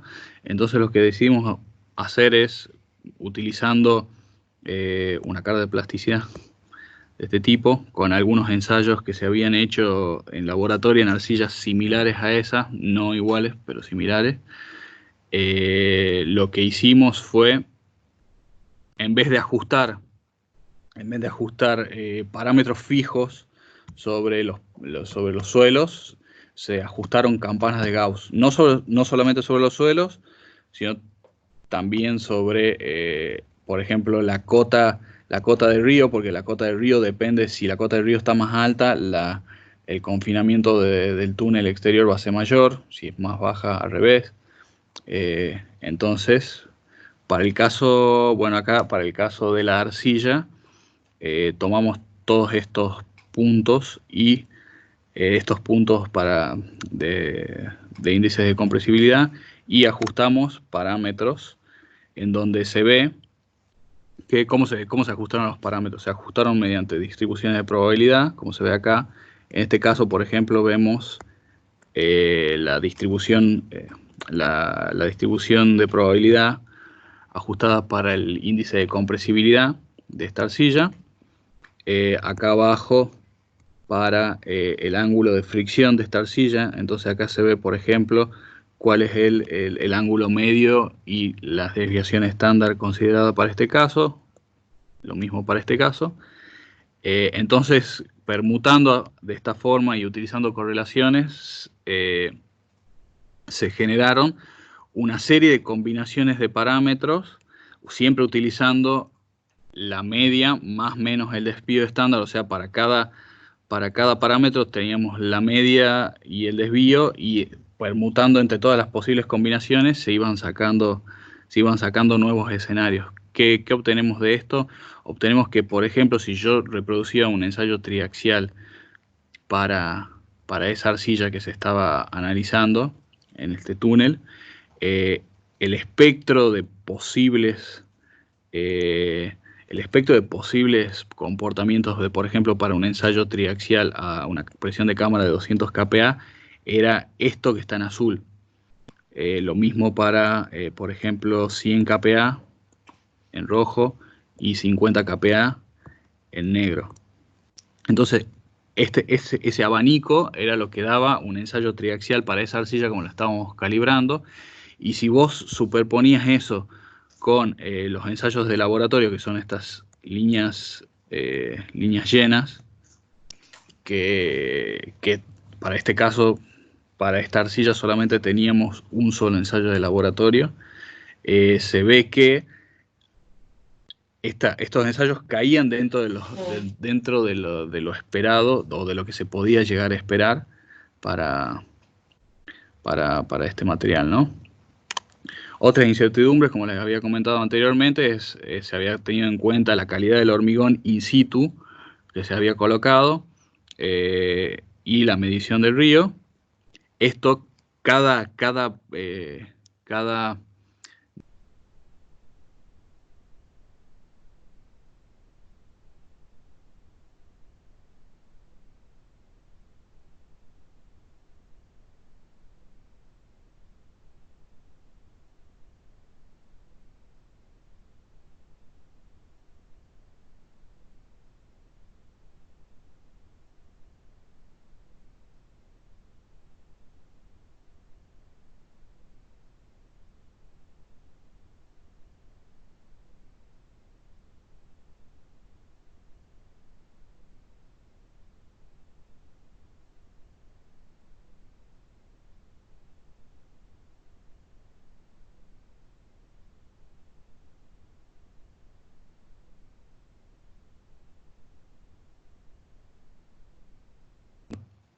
Ahí está, mira.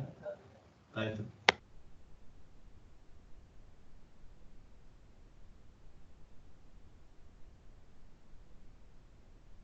Ahí está muteado de nuevo. Hola. Y ahora no. Ahí. ¿Ahí se escucha? Ahora que hay alguien que entró con...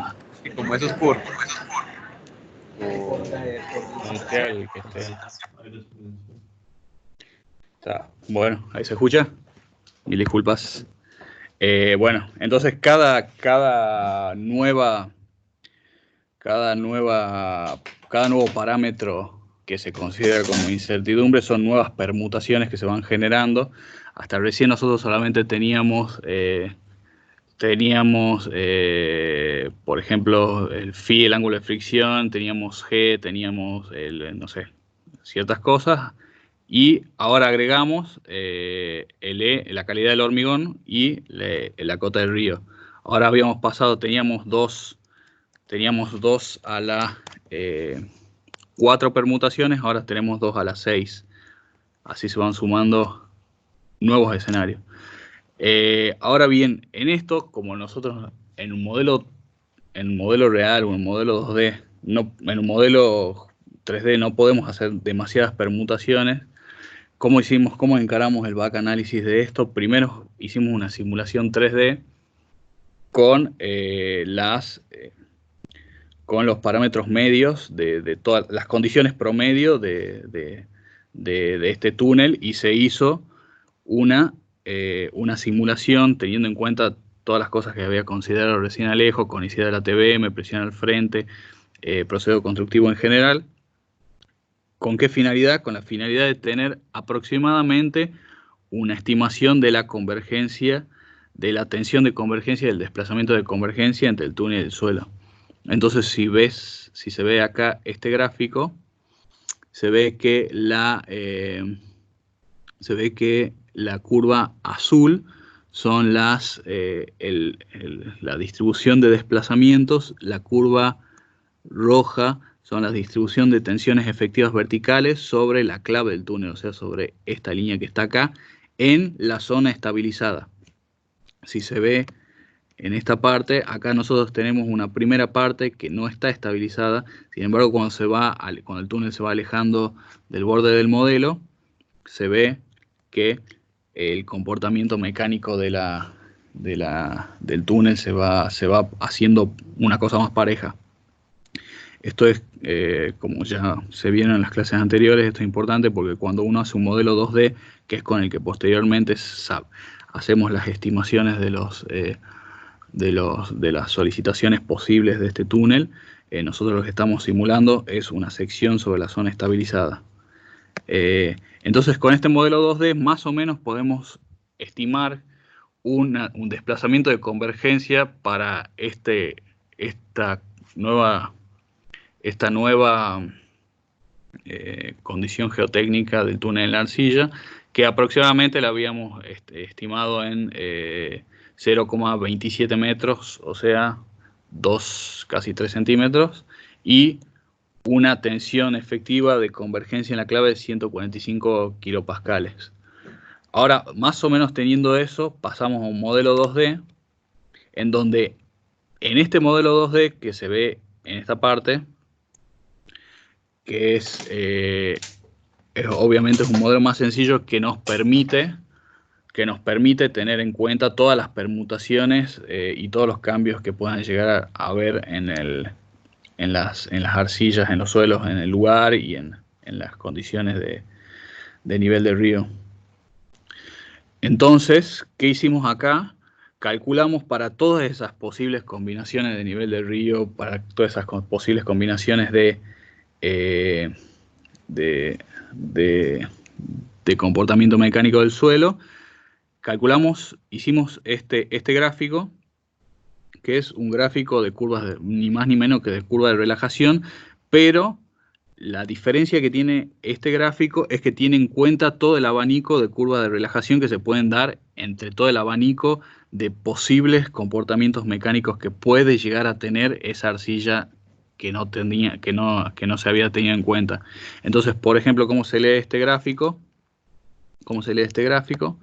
Es, acá abajo tenemos el M-Stage, que es la forma con la que simulamos en este modelo la relajación del suelo durante la excavación del TBM.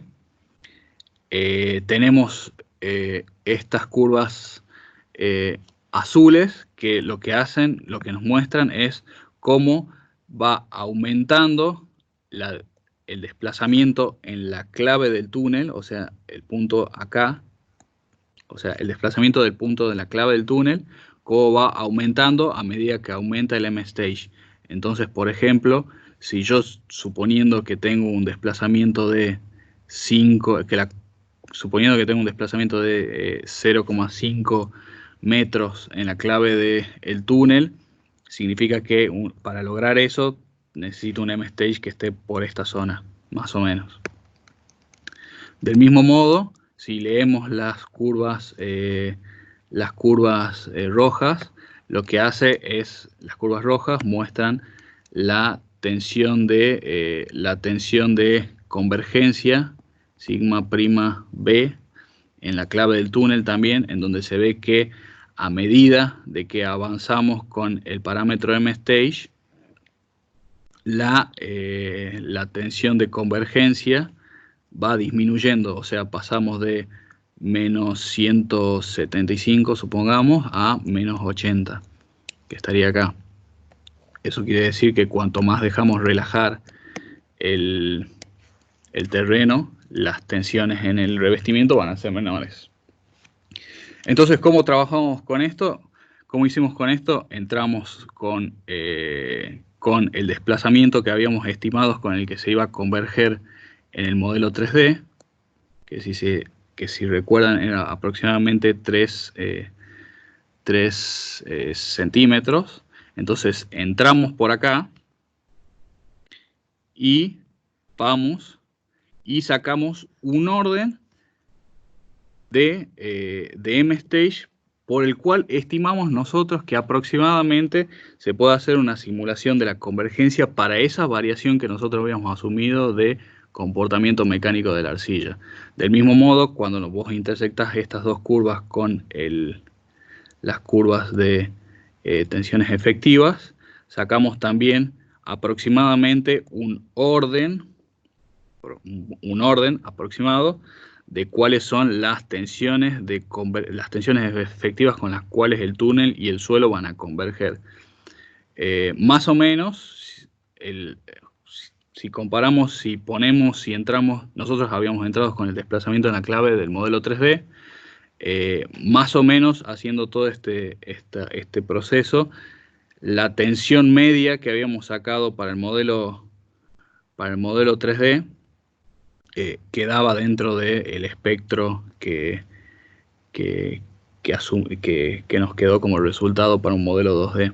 Entonces, de esta forma terminamos ajustando un espectro, un rango de M-Stage posibles que están dados por las incertidumbres del suelo y de las condiciones hidráulicas del río. Entonces esto, aparte de todas las condiciones que habíamos tenido en cuenta anterior, este nuevo rango de M-Stage suma más modelos, más nuevos escenarios para obtener las solicitaciones a futuro de este túnel en operación. Entonces, bueno, todos estos escenarios se programaron en Python y se generaron 384 modelos, teniendo en cuenta todas las variaciones de lo que habíamos contado anteriormente, y se van generando en Plaxis y se van levantando los datos y vamos a ver qué resultados hay. Por el otro lado, todo esto lo que hicimos fue compararlo. Obviamente no es un trabajo meramente académico, se comparó con los strain gauge con los que estaba instrumentado el anillo en cuestión, ¿no? Que era el 237, que era el anillo que se había asumido que iba a pasar por arena y terminó pasando por arcilla. Entonces acá vemos en este gráfico cuáles son las mediciones que se habían generado en ese anillo por los 10 strain gauge. Entonces se sacaron fuerzas estructurales equivalentes con eso para hacer la comparación. Entonces, ¿cuáles fueron los resultados de esto? Que en etapa de construcción, que es lo que nosotros tenemos, todavía el túnel ese no está en operación, recién se acaba de terminar de construir, vemos que todas esas permutaciones que nosotros habíamos generado de todas las cosas que les acabo de comentar, me generan en los esfuerzos normales y en los momentos esta diferencia, que está dada aproximadamente entre los 1800 y 2100 kilonewtons de compresión siempre, ¿no? Entonces vemos que, por ejemplo, el strain gauge que estaba instrumentado en la dovela de la clave, aproximadamente acá, queda dentro de nuestras predicciones con la simulación. Por ejemplo, este strain gauge que estaba aproximadamente acá a los 90 grados queda un poquito alejado, un poco más alejado estaba a los 170, 175 por acá, y vemos, bueno, esa disparidad. El que peor estaba era que estaba a 310 grados. Pero lo que sí es importante ver es que aproximadamente la calibración que nosotros proponemos queda dentro de un espectro, dentro de las mediciones aproximadamente razonables de campo. Si vemos acá, el scatter que te genera en los momentos, toda esta distribución de relajaciones y de permutación de parámetros es mucho más importante, en donde ves que el momento máximo fluctúa entre, no sé, 8 kilonewton por metro aproximadamente hasta 60. O sea, la diferencia es mucho más importante en el momento que en los normales. Pero también se ve que las mediciones de campo caen aproximadamente dentro de lo que predice el modelo numérico, con las limitaciones, con todas las limitaciones que tenemos, pero aproximadamente está bien. Ahora, una vez que ya tenemos este modelo que está aproximadamente, que supongamos que está calibrado en etapa de construcción, que es la medición que tenemos ahora. Ahora la pregunta es, bueno, cuando esto esté operando, o sea, cuando este túnel tenga presión interna, ¿cuáles van a ser las solicitaciones? Entonces, lo que hacemos en el modelo es aplicar las tensiones, la presión de agua del líquido cloacal interna y obtenemos nuevos resultados. ¿Y cuáles fueron los resultados para este anillo, que era el anillo que había cambiado? Es que, de vuelta, tenemos normales y momentos, es que aproximadamente los momentos, primero vamos con lo más fácil, los diagramas de momentos prácticamente no cambian, porque si vos lo que estás haciendo es meterle una presión hidrostática, la presión hidrostática no te va a generar corte, así que se mantienen prácticamente iguales que en etapa de construcción. Lo que sí obviamente cambia son los esfuerzos normales, que pasamos de menos 2000 kilonewtons de compresión a menos 350, entre menos 350 y 50 kilonewtons de compresión. Esto es en clave. Entonces, ¿cuál es una de las conclusiones de esto? Es que obviamente, como hemos cambiado arcilla, como nosotros habíamos supuesto que este anillo iba a estar sumergido en arena y pasó a estar sumergido en arcilla, esta arcilla, al ser un material menos competente, tiene menos estructura y comprime más todavía el anillo que si hubiera pasado por arena. Eso hace que el túnel, incluso en operación, esté en compresión. Siempre va a trabajar en compresión. O es lo más probable. Ahora, si se repite exactamente el mismo ejercicio con el mismo análisis con un anillo, el anillo 497 en este caso, que efectivamente pasó por las arcillas del Puelche, que son arcillas densas, como estas arcillas densas son más competentes y van a confinar un poco menos el túnel que las arcillas, se procede de la misma forma que el caso anterior. Se hizo el ábaco para esta estratigrafía acá, el ábaco de curvas de relajación, y se procedió también a comparar con las mediciones que se habían obtenido para ese anillo. Este anillo, en vez de estar instrumentado con 10 strain gauge como estaba el anterior, estaba instrumentado con 30 y se sacaron fuerzas equivalentes. ¿Cuáles fueron los resultados? Bueno, de vuelta, la diferencia para los momentos, tenemos momentos y normales. La diferencia para los momentos sigue siendo grande, no tan grande como en el caso de las arcillas, pero igual de grandes. Y se ve que aproximadamente los puntos de medición en campo, en etapa de construcción, o sea que tenemos hasta ahora, tienen un buen ajuste con las predicciones numéricas. ¿Qué pasa con el tema de los normales? Los normales, como se ve en este gráfico, en general quedaron todos subestimados por las mediciones de campo. Se ve que los modelos estimaron entre menos 200, entre menos 1800 y menos 1500 kilonewtons de compresión, mientras que las mediciones de campo tenemos algunas que caen aproximadamente dentro del rango, mientras que hay otras que caen muy por encima, a más de menos 3000 kilonewtons de compresión.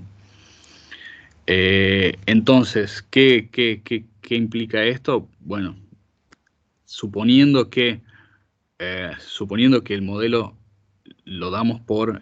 Estamos asumiendo de que el modelo está calibrado, aunque sabemos que nos está dando una cota inferior del comportamiento, sobre todo de los normales, que es lo que más nos interesa. Entonces, suponiendo que el modelo está calibrado, lo que se hizo nuevamente es imponer una presión interna a eso y ver qué iba a resultar en operación.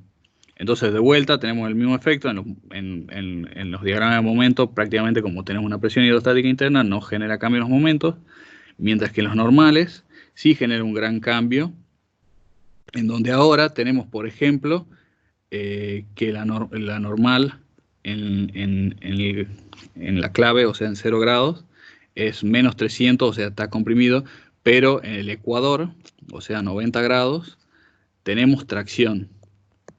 Tenemos 100 kilonewtons de tracción.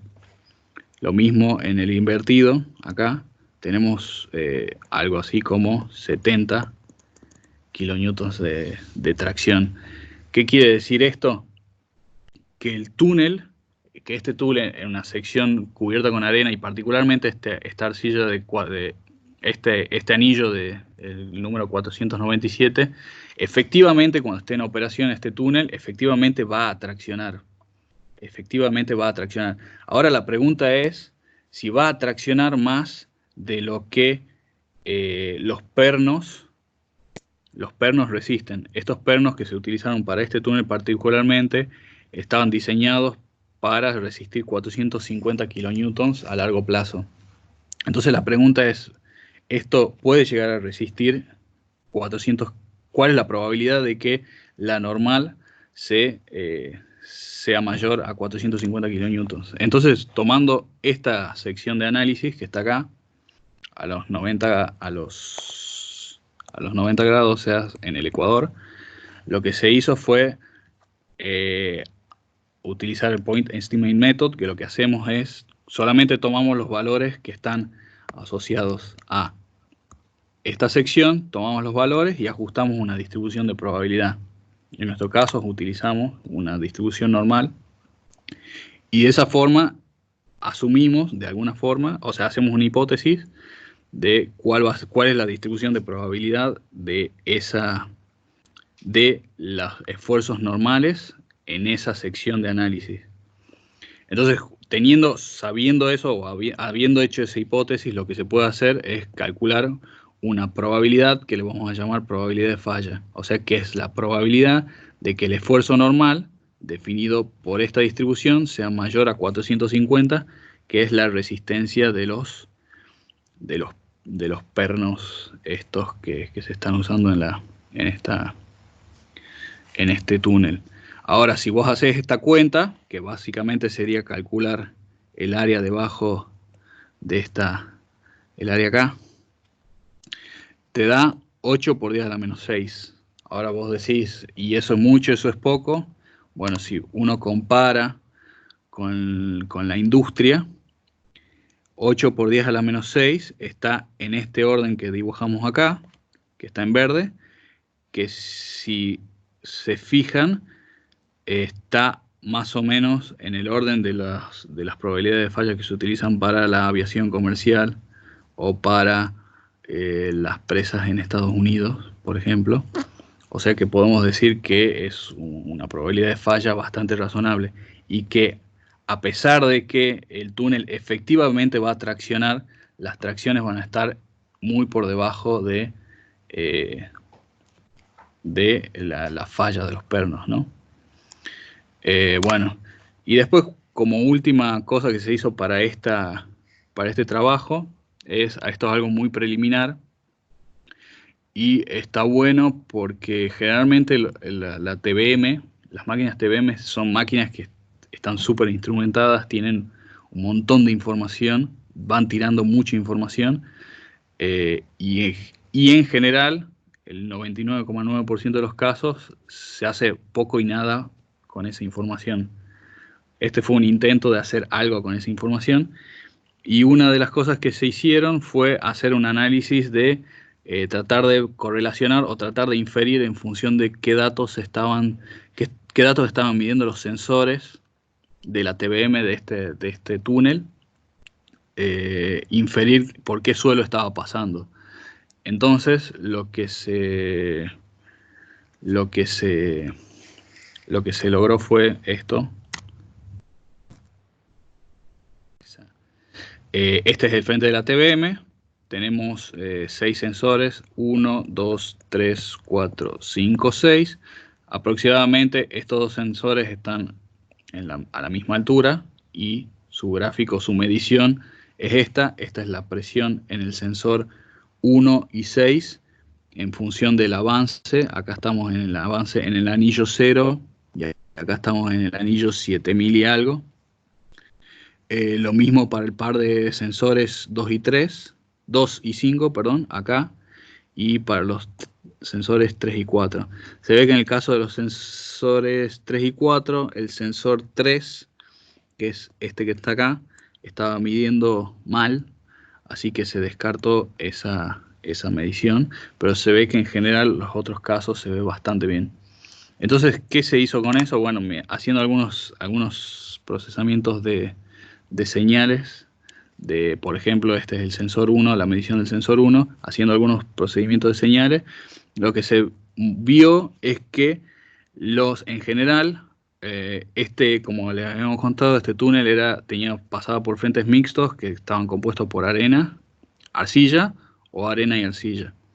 Y lo que se vio es que generalmente cuando la señal procesada, esto es un espectrograma, cuando la señal procesada tenía más color rojo, acá por ejemplo, que vendría a ser como más ruido, o sea que la señal tiene un poco más ruido, era que se observaba eso, acá, por ejemplo, acá también. ¿Y a qué se debía eso? Se debe, si uno hace la comparación con el material que se iba retirando de la cinta transportadora, se ve que los sensores en la TBM, para este caso particular, está súper correlacionado, muy bien correlacionado con las progresivas, en las cuales se había retirado material con contenido de fino. Entonces, por ejemplo, en esta parte se ve que yo estoy marcando de rojo, acá se ve que se había sacado arcilla. En esta parte acá, bien finita, se había sacado arcilla verde de la formación paranaense. Entonces se ve que en el espectrograma tenemos como picos de ruido. Por ejemplo, en esta parte también se ve que se había sacado arenas con algún contenido de fino. Y esto es básicamente, ¿por qué se genera este ruido? Básicamente porque cuando el suelo excavado es arena pura, el flujo de esta masa de suelo que está en la cámara de excavación es bastante uniforme, mientras que cuando a eso se le mete alguna componente que tiene alguna capacidad cohesiva, esa masa de arcilla va generando algún tipo de ruido sobre la señal. Entonces, bueno, esto fue algún intento de correlacionar mediciones de TBM con el material extraído. Bueno, si a alguno le interesa, esto está publicado está por publicarse en estos 2 papers. Y bueno, si a alguno le interesa, se los podemos mandar sin ningún problema. Y ahora vamos a terminar con otro aspecto de esta misma obra que está relacionado. ¿Qué pasó? Acá control P. Control P.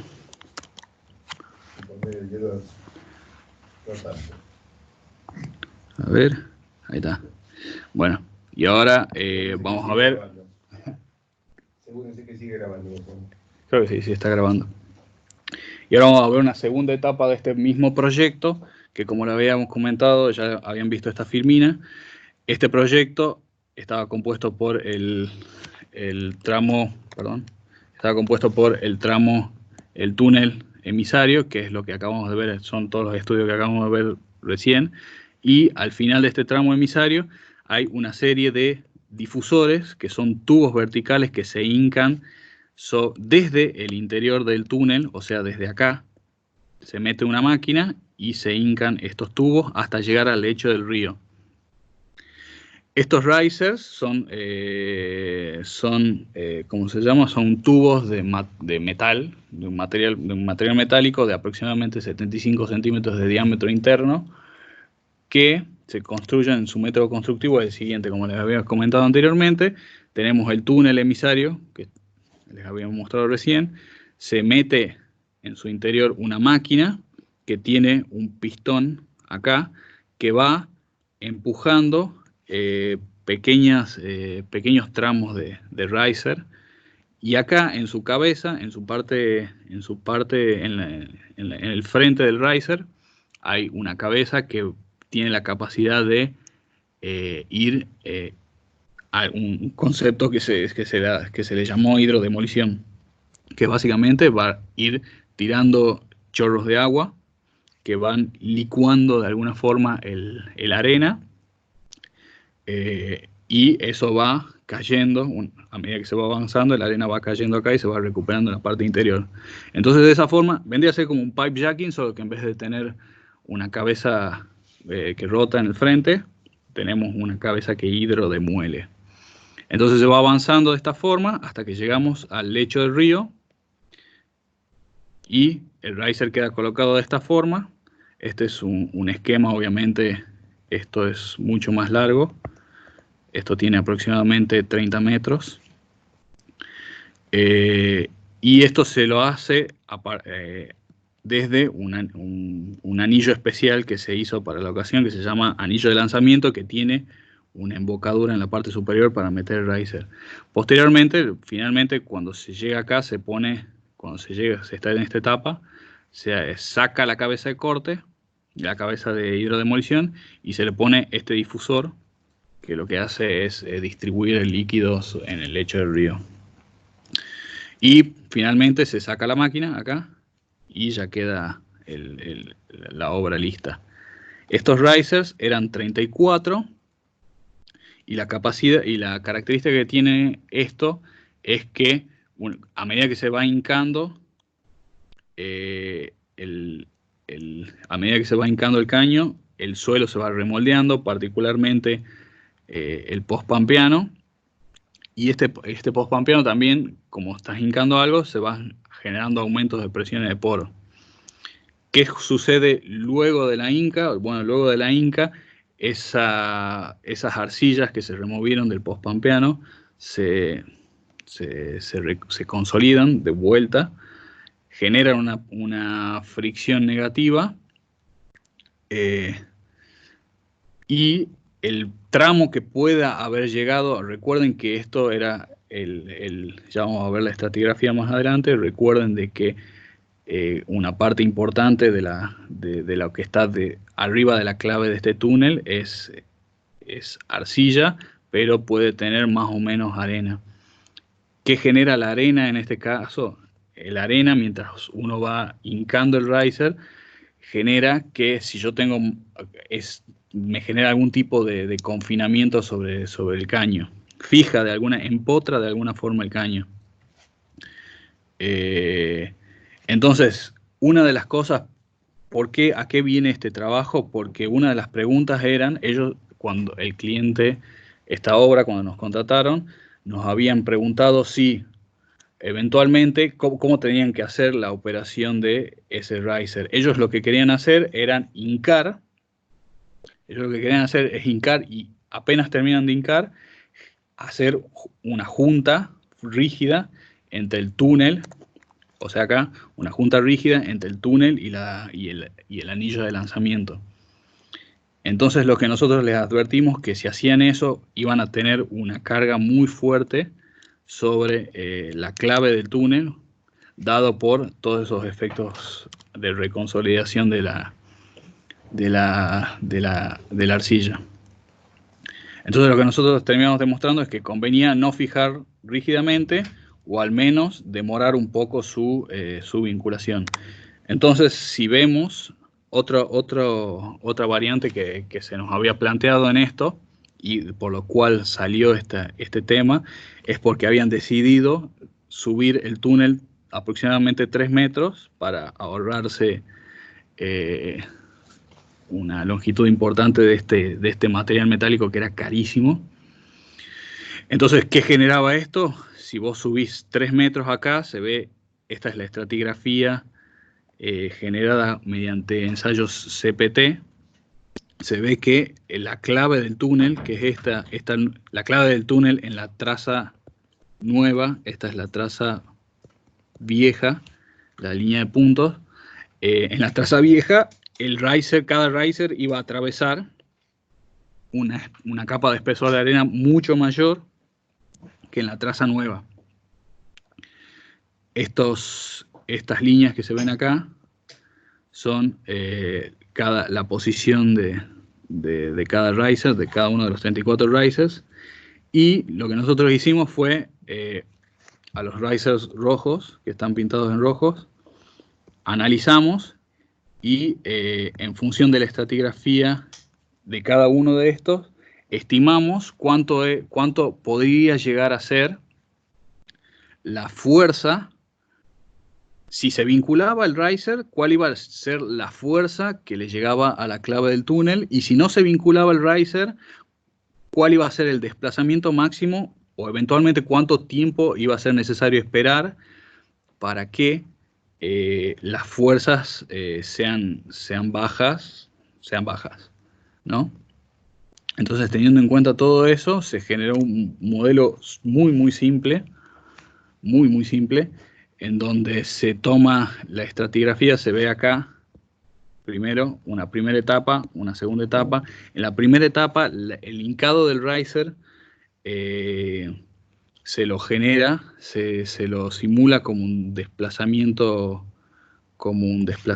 impuesto, igual a un radio del riser. Del mismo modo, tengan en cuenta que esto es un modelo axial simétrico, en donde el eje de simetría es el eje del riser, en donde además se consideró una pequeña zona de remoldeo de arcillas, en donde esas arcillas, además de generar reconsolidación, iban a tener algún creep, ¿no? Entonces lo que se hizo con este modelo muy sencillo, aparte, cuando se terminaba una cosa que me olvidé de decir, es que cuando se termina de generar el desplazamiento impuesto que hace las veces de hincado, se ubica acá esta placa roja que se ve acá, esta placa azul que se ve acá, que es el riser en sí, ¿no? El revestimiento del riser, que lo que hace es mantener confinado esta masa de suelo que está acá, ¿no? Entonces lo que se hizo fue, para cada uno de estos risers analizados, en estas progresivas analizadas, se ajustó un perfil estratigráfico que, a pesar de que parezca muy sencillo este modelo, si uno comparaba cuál era el perfil de presiones de poro que generaba el modelo con perfiles de presiones de poro que generaba los CPT que se hicieron en progresivas muy cercanas en el que van a estar ubicados los risers, se obtenían estos gráficos en donde se ve que tanto el modelo como la predicción de los CPT eran muy cercanas. Se ve acá que las curvas rojas, en este caso, en todos los gráficos, las curvas rojas son los resultados obtenidos del modelo numérico, o sea, el exceso de presión de poro que generó el hincado del riser, y las curvas negras son las mediciones de los CPTU. que se hicieron en las cercanías de donde van a estar ubicados estos risers. ¿Por qué se puede hacer esta comparación? Eso fue toda una discusión y es una hipótesis de trabajo. Es parte del arte de hacer esto. ¿Cuál es la hipótesis de trabajo? Es que cuando uno hinca un CPT, la deformación radial que está generando es tan grande que entre hincar un CPT o hincar un elemento de 75 centímetros de diámetro, ambos están generando una deformación radial tan grande que la deformación del suelo va a ser tan alta que casi apostamos a que, y fue una hipótesis de trabajo, apostamos a que el exceso de presión de poros que se generan entre los dos casos es muy similar. Además, hay bastantes publicaciones donde otro tema es por qué utilizamos un desplazamiento impuesto para generar, para simular la deformación del riser. El hincado del riser básicamente es, bueno, hay varios artículos, hay varias teorías, primero teorías y también mediciones de campo hecho con pilotes hincados, en donde se ve que el campo de deformación en los alrededores de pilotes, por ejemplo, hincados, es aproximadamente igual a de una expansión de cavidad radial. Así que bueno, fue la hipótesis que utilizamos para esto y bueno, funcionó. No sé, veremos si funciona cuando se haga esto en los próximos meses. ¿Cuáles fueron los resultados entonces de esto?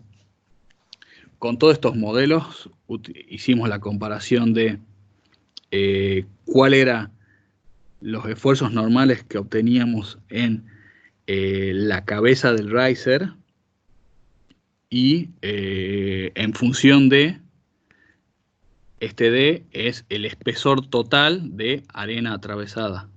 O sea, se ve que en la medida que se iba aumentando el espesor de arena atravesado, se ve que el normal que descarga sobre la clave del túnel iba disminuyendo. Entonces se ve, por ejemplo, que en la traza original, que tenía más espesores de arena, los normales que descargaban sobre el túnel, sobre la clave del túnel, eran mucho menores que en la traza nueva que se había propuesto. Entonces, como vimos que con este cambio de traza se iban a generar fuerzas muy considerables en la clave del túnel, decidimos recomendar no unir el riser al túnel y esperar un tiempo a que las presiones de poros se disipen, el riser se hunda y se meta hacia adentro del túnel y recién generar esa unión. Ahora bien, ¿cuánto tiempo había que esperar para esto? Se hicieron otros cálculos en donde, para todos los risers analizados, en donde ahora lo que hicimos es ver cómo variaba el desplazamiento, o sea, cuánto se iba a meter el riser hacia el interior del túnel. Se ve acá que es la suma de estas dos componentes de la consolidación más el creep, que les había comentado, el creep por el remoldeo, y cómo iba a evolucionar este asentamiento del riser al interior del túnel en el tiempo. Entonces lo que se ve es que este es para la traza original. Estos son los resultados para la traza original. Se ven que, como en la traza original, la mayoría de los risers tenían bastante contenido de arena. Las deformaciones eran relativamente bajas, menores a los 4 milímetros, salvo esta curva, que es el riser 3, que el riser 3 tenía relativamente poca arena, atravesaba muy poca arena, entonces su desplazamiento máximo estimado es de aproximadamente 37 milímetros, más o menos. Ahora bien, esto es con la traza original. Si nosotros subimos si nosotros analizamos ahora el caso en donde la clave del túnel se sube 2, casi 3 metros, ergo atravesamos menos estrato de arcilla, el escenario ahora es otro, es totalmente distinto, y se ve que antes en el caso anterior teníamos la mayor parte de los risers amontonados en esta parte superior. Ahora lo que se genera es una mayor amplitud entre todos los casos. Entonces se ve, por ejemplo, de que hay risers, por ejemplo el 9, que antes tenía un desplazamiento máximo de 3 milímetros, ahora puede llegar a tener, no sé, 10 milímetros. Pero ¿qué podemos obtener como enseñanza de esto? ¿Qué podemos obtener como enseñanza de esto y qué fue lo que se terminó y cómo se va a terminar construyendo esto? Es generar una unión que me permita un cierto desplazamiento, que este desplazamiento, aparte de que te permite un cierto desplazamiento, una unión que se va a generar. Lo que sí podemos saber es que en aproximadamente, no sé, 0,3 años, no sé, este punto es aproximadamente, o 0,25 años, que son 3 meses o algo así. En la mayor parte de los risers ya se generó la mayor parte del asentamiento. Por ejemplo, no sé, en esta curva, en 0,25 años tenemos este asentamiento y su máximo es esto.